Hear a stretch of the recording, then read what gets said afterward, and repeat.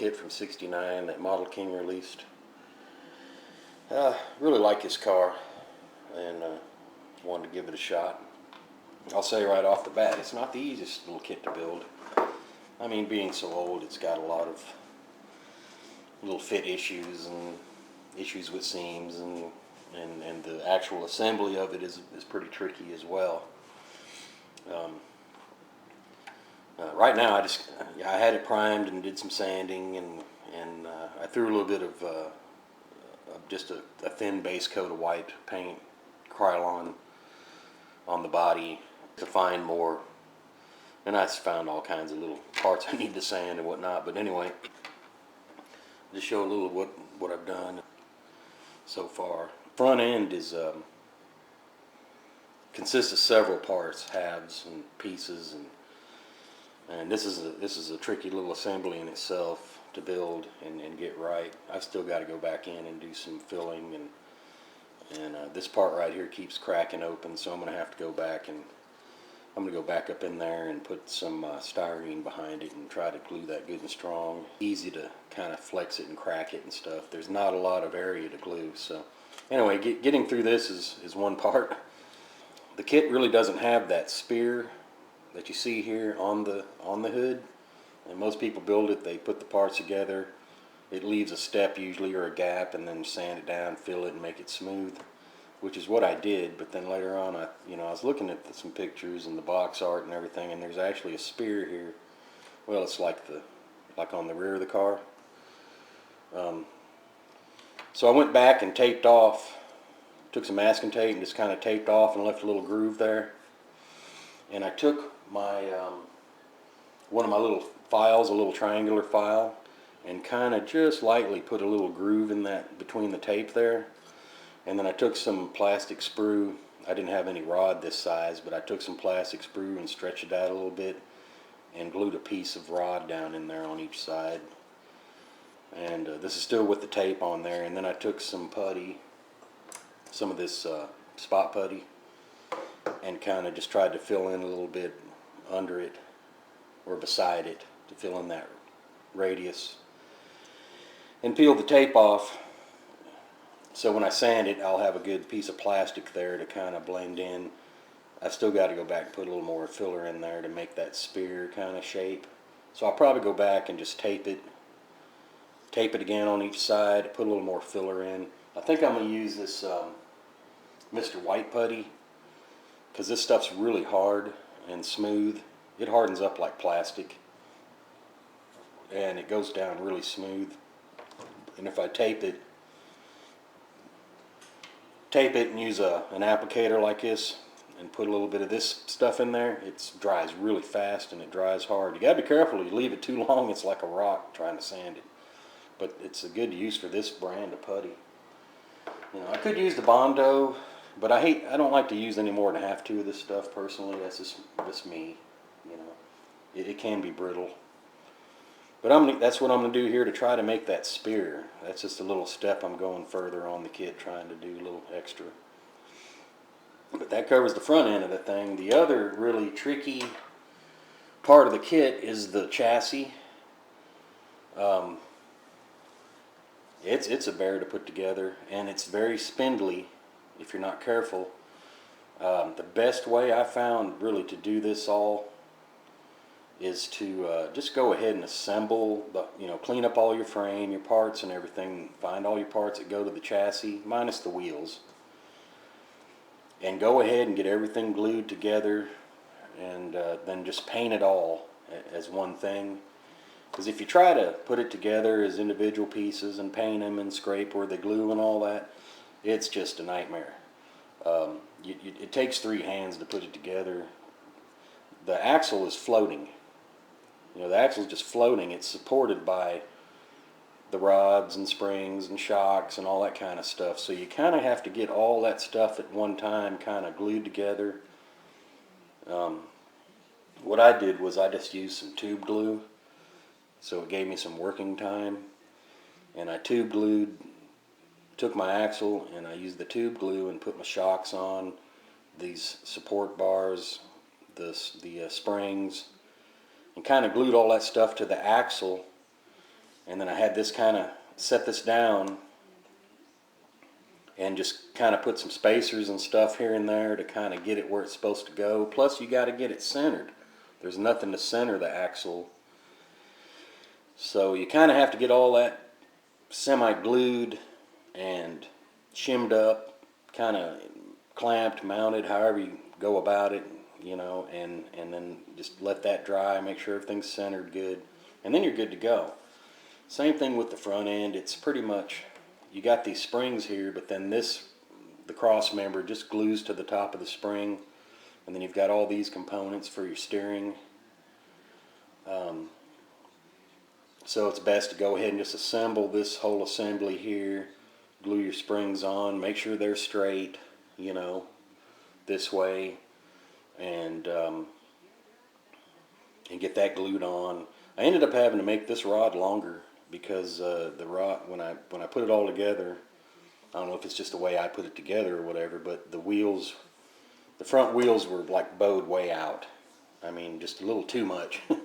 So I assembled this without this rod, got the wheels kind of straight with each other, and then just cut a rod and a piece of tubing and made a dog bone rod and mounted on there, and then you got these little caps that secure it. And so anyway, bottom line is, the best way to tackle this thing on the chassis is to build the whole chassis. Get all your parts, get them all together, check your fits, a lot of fit checking, and then go ahead and start assembling, get it all glued up, and get everything nice and strong, you know, on the chassis. And then to spray the whole thing, I sprayed everything red with just a canned enamel red paint, and then go back and paint your individual pieces by, you know, with a brush or whatever. You know, I just took some of the Testors chrome and painted some parts. It's got the Super Trick rims on it, which aren't really 60s. Don't say 60s to me. But I went ahead and went with them. Pretty much building another box stock kit. The wheels are really nice, actually. The tires are really nice. Just sanded them down. They're real glossy. Just sanded them down, and the wheels look really nice. Tires and wheels. But you could easily adapt different wheels to this thing if you wanted it more vintage 60s look. It builds a nice model. Motor's not a whole lot to be desired. Again, it's just some fit things and overlaps of things, and you got to kind of watch it putting this together. I'm not really sure what motor this is supposed to be. I ended up brush painting it pretty much, and it's good enough. I mean, this isn't a show car. It's an old gasser. I mean, there's no sense in trying to make it into just a show piece too much. Pan here, I just sprayed it with silver Krylon, I think it was. And of course it showed every little place where there's a lot of sink marks and things like that. If you want to go that far and sand them out, of course they all show up when you paint the silver. But, you know, again, I'm not going to put too much effort into the thing. I did go in and try to do some filling where there were gaps and stuff like that. Of course, they kind of show up now with the paint. And I've been toying with making some mats, floor mats, out of vinyl, and I've just been experimenting. I cut some vinyl sheet and sprayed it with dull coat just to see how it looked and worked out. It scratches real easy, but just playing around. And haven't quite decided the interior yet. In fact, I just grabbed some paints and just started painting a brown and cream. Another thing, it's hard to mask these seats if you're trying to mask it and spray them or something like that. It's almost, you got to kind of brush paint them. And I'm a terrible brush painter, but I've been practicing that. And I think they're, you know, it's going to look good enough for a gasser. What else? The other thing is the doors. It has opening doors, which is cool, but you know, the way they assemble is kind of loose and funky. And then when you open the doors, they kind of sag down. So I'm looking at possibly doing something there. I don't know if I'll replace that styrene, make it a little bigger, or maybe wrap it with, or heck, I don't know, wrap it with a piece of tape or something. But anyway, just to make it a lot more rigid to when you open and close the doors. You don't have to they don't kind of sag in the opening or sag when they're open. So that's another little area that's kind of takes a little extra something there to make. I didn't like the way a lot of the chrome parts were. I mean, they looked good, they were chrome, but there was a lot of seams and steps and sink marks and a lot of that kind of stuff on a lot of the chrome parts. And so I started stripping a few of them, and I was going to alclad them. And I just said to heck with it. I ended up just stripping the whole chrome tree, and I'm going to end up just filling and sanding them down a little bit, cleaning them up, and spraying alclad. Especially like the front grill piece, it's full of steps and sink marks and this and that. And I went in and started filling and all that. I used the